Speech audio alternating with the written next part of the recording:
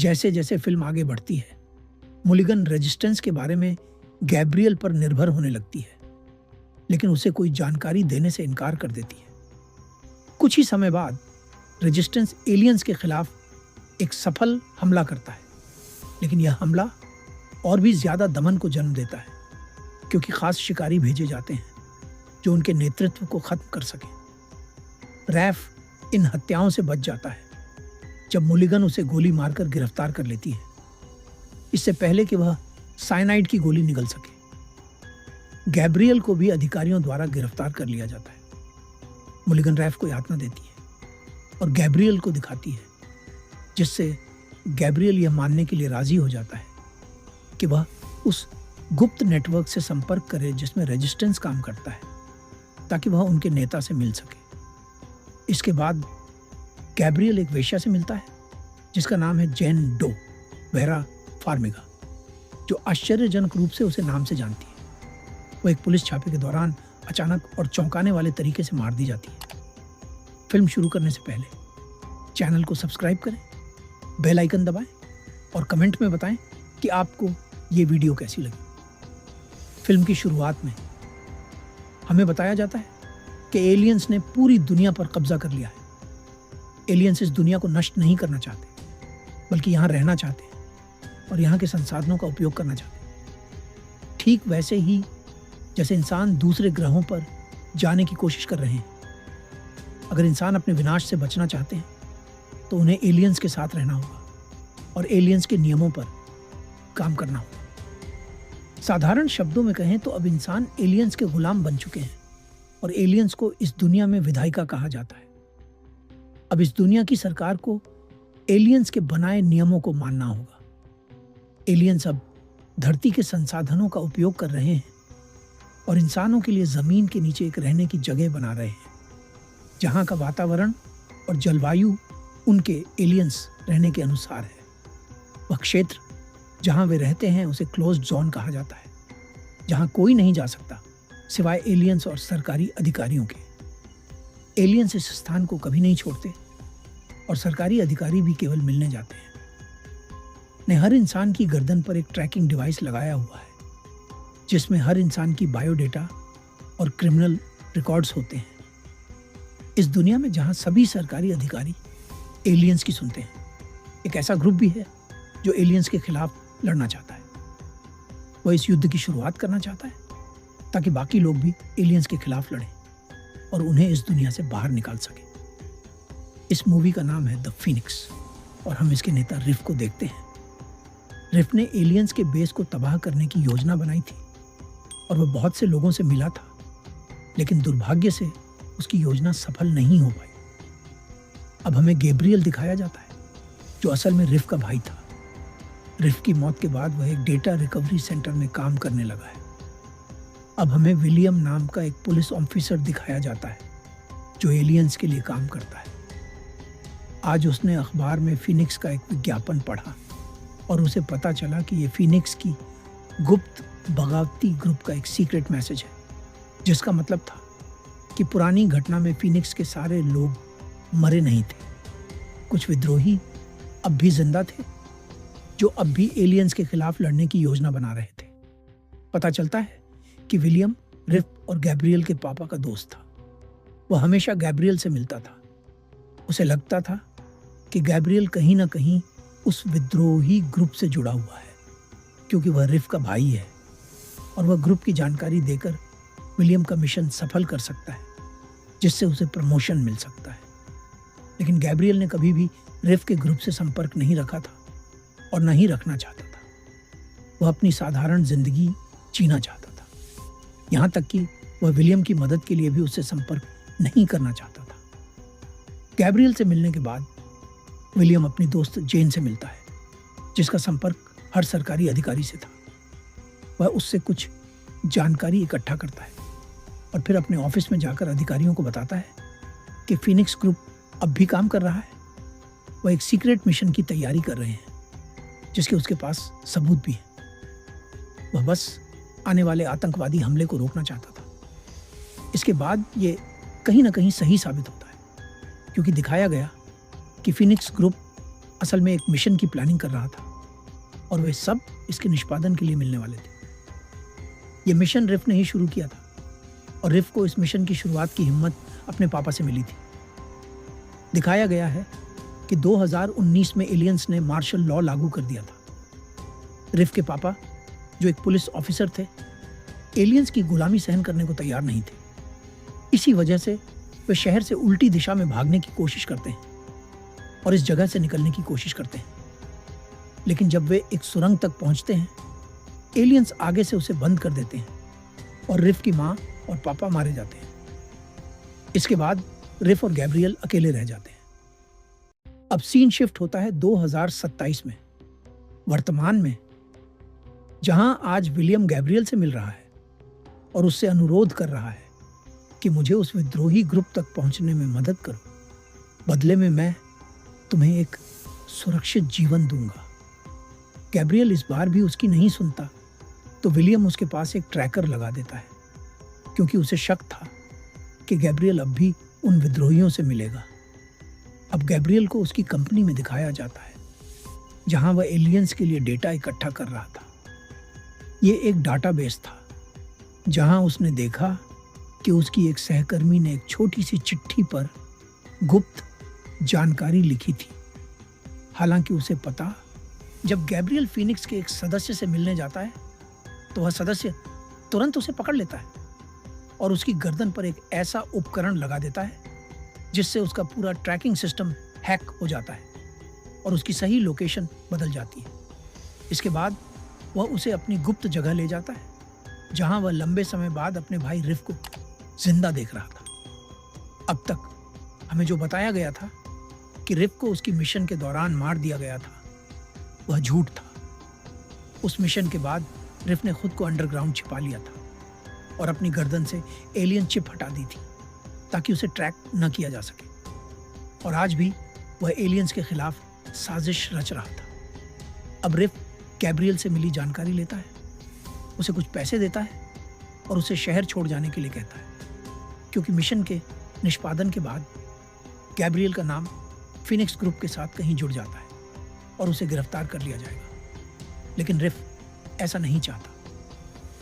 Gabriel भी रिफ की बात मानकर शहर छोड़ने के लिए तैयार हो जाता है। इसी दौरान फीनिक्स को जानकारी मिलती है कि इस शहर के मेयर्स एलियंस के साथ सैनिकों की नई रैली में शामिल होने वाले हैं और तभी उन्हें अपना मिशन निष्पादित करना होता है। उनका उद्देश्य था कि एक बम की मदद से एलियंस पर हमला करना है। इस रैली में केवल आमंत्रित लोगों को ही आने की अनुमति थी, अनजान लोगों को प्रवेश नहीं मिलेगा। सामने दो समस्याएं थी। एक, पहला, उन्हें अंदर कैसे जाना है। दो, दूसरा, उन्हें उस मेयर की लोकेशन ट्रैक करनी थी जिसका पासवर्ड गैब्रियल ने उन्हें दिया था। साथ ही उन्हें एक ऐसे बम की भी जरूरत थी जिसे एलियंस या किसी भी मशीन द्वारा डिटेक्ट न किया जा सके। ऐसा बम उनके एक वैज्ञानिक द्वारा बनाया गया था। यह बम जैविक सामग्री से बना था, यानी इसमें कोई भी धातु इस्तेमाल नहीं किया गया था, जिससे यह मेटल डिटेक्टर पर डिटेक्ट नहीं होता था। यह धातु के संपर्क में आने पर अदृश्य हो जाता था और जब 2 बार छुआ जाता तो एक विशाल विस्फोट होता। अब आज रैली का दिन है।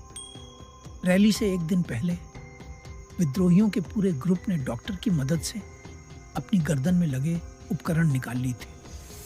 हालांकि ऐसा करने से जान की भी आहट हो सकती थी, लेकिन हर किसी ने बड़े मिशन के लिए बड़ा जोखिम उठाया। एलियंस के ट्रैकिंग डिवाइस निकालने के बावजूद उन्हें कुछ ऐसे ट्रैकिंग डिवाइसों की जरूरत थी जो रैली में प्रवेश करने में मदद कर सके।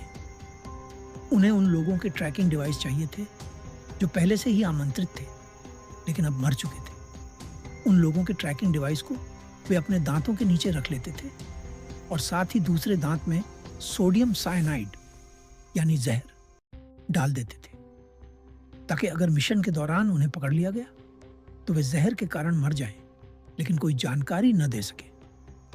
अब इन ट्रैकिंग डिवाइसों की मदद से ये लोग फर्जी प्रोफाइल का इस्तेमाल करते हुए स्टेडियम में प्रवेश कर जाते हैं, पर अब उनके लिए मिशन करना मुश्किल हो गया था। फिनिक्स का ग्रुप भयंकर फंसा हुआ था, लेकिन फिर भी फिनिक्स हार मानता नहीं है और उसी बम का फायदा उठाकर वे एलियंस और मेयर को मारने में कामयाब हो जाते हैं। इसके बाद उनका मिशन था कि सुरक्षित रूप से अंडरग्राउंड चले जाएं। इस हमले से एलियंस बहुत गुस्से में आ गए और उन्होंने अपने ग्रह से कुछ शिकारी बुलाए ताकि वे हमलावरों को पकड़ सके। अब इन डिवाइसों की मदद से ये लोग स्टेडियम में प्रवेश कर चुके थे। इन लोगों ने उन डिवाइसों को गिरा दिया था जिससे उन्हें ट्रैक करना कठिन हो गया, लेकिन सरकारी अधिकारियों पर एलियंस से भारी दबाव था। पूरे फिनिक्स ग्रुप की सूची यानी पूरी टीम को खोजने के लिए उन्होंने फेस रिकॉग्निशन तकनीक का इस्तेमाल किया, यानी उनकी तस्वीरों को देखकर उन्हें ढूंढने का निर्णय लिया। उनकी योजना के अनुसार एक अन्य व्यक्ति को कार्य द्वारा पूरे फिनिक्स ग्रुप को बचाना था, लेकिन वह मिशन से पहले आखिरी बार अपनी पत्नी से बात करना चाहता था, क्योंकि उसके बाद ये लोग अंडरग्राउंड रहते हुए किसी से संपर्क नहीं कर पाएंगे। अब पाया गया कि उसका चेहरा पहले ही कैप्चर हो चुका था और यह पुष्टि भी हो गई कि वह एक आतंकवादी था। तो उसे पकड़ने और ब्लैकमेल करने के लिए पुलिस अधिकारी उसके घर पहुंच जाते हैं और जैसे ही वह घर कॉल करता है, पुलिस अधिकारी कॉल उठा लेते हैं। उसने अपनी पत्नी और बेटी का अपहरण कर लिया था। वे उसके परिवार को ब्लैकमेल करते हैं और उसके अन्य साथी को ढूंढ लेते हैं। इस बीच जब फिनिक्स ग्रुप उसे लेने नहीं आता तो वे अपनी योजना का उपयोग करते हैं और स्थानीय तौर पर शहर छोड़ने का निर्णय लेते हैं। ये लोग बिना ट्रैकिंग के बस में बैठने में सफल हो जाते हैं, लेकिन अब अपने साथी की धोखाधड़ी के कारण पुलिस उन्हें आधे रास्ते में रोक लेती है। एलियंस तेजी से बस में प्रवेश करते हैं और पहले ही उस साथी का सामना करते हैं। उससे पहले कि एलियन उसके अन्य साथी को पकड़ सके, वह केमिकल खा जाता है और मर जाता है। रैफ भी सोडियम साइनाइड खाने वाला था, लेकिन उससे पहले विलियम ने उसे गिरफ्तार कर लिया। रैफ को गिरफ्तार करने के बाद विलियम उसे एलियंस को सौंपने के बजाय गैब्रियल को अपने पास रखता है ताकि उसे ब्लैकमेल किया जा सके। वह गैब्रियल को बुलाता है, रैफ को दिखाता है और कहता है कि अगर तुम मेरी मदद नहीं करोगे तो मैं तुम्हारे भाई रैफ को मार दूंगा। बल्कि मैं बस चाहता हूं कि तुम फिनिक्स के बड़े मास्टरमाइंड को पकड़ो और उससे संपर्क करो। गैब्रियल ब्लैकमेल में पूरी तरह फंस जाता है। उसी अनुसार वह फिनिक्स के ग्रुप से संपर्क करता है और कहता है कि उसके पास महत्वपूर्ण जानकारी है। जब फिनिक्स के लोग उस जानकारी के बारे में पूछते हैं तो गैब्रियल कहता है कि मैं यह जानकारी केवल मास्टरमाइंड के साथ ही साझा करूंगा, क्योंकि वह सिर्फ मास्टरमाइंड के बारे में जानना चाहता था। इस तरह गैब्रियल मास्टरमाइंड का पता कर लेता है और जब वह उसके घर जाता है तो हम देखते हैं कि वहां कोई मास्टरमाइंड नहीं होता, बल्कि विलियम का सबसे करीबी दोस्त होता है, जिसके घर पर वह फिल्म की शुरुआत में आया था। जब गैब्रियल उसके घर जाता है तो महिला उसे देखते ही गैब्रियल का नाम ले लेती है, मानो वह पहले से ही उसे जानती हो। गैब्रियल सुनकर अचंभित रह जाता है कि ऐसा कैसे संभव है। वास्तव में वह भी गैब्रियल के पापा की मित्र थी। जब वह ज्यादा बात करने ही वाली थी, तभी ट्रैक करते हुए गैब्रियल को विलियम अपने साथियों के साथ वहां पहुंच जाता है और जैसे ही वह आता है उसे अपना ही दोस्त मिल जाता है। इसके बाद वह उसके घर जाता है, जहां बहुत से ट्रैकिंग डिवाइस और रिकॉर्डिंग डिवाइस पाए जाते हैं।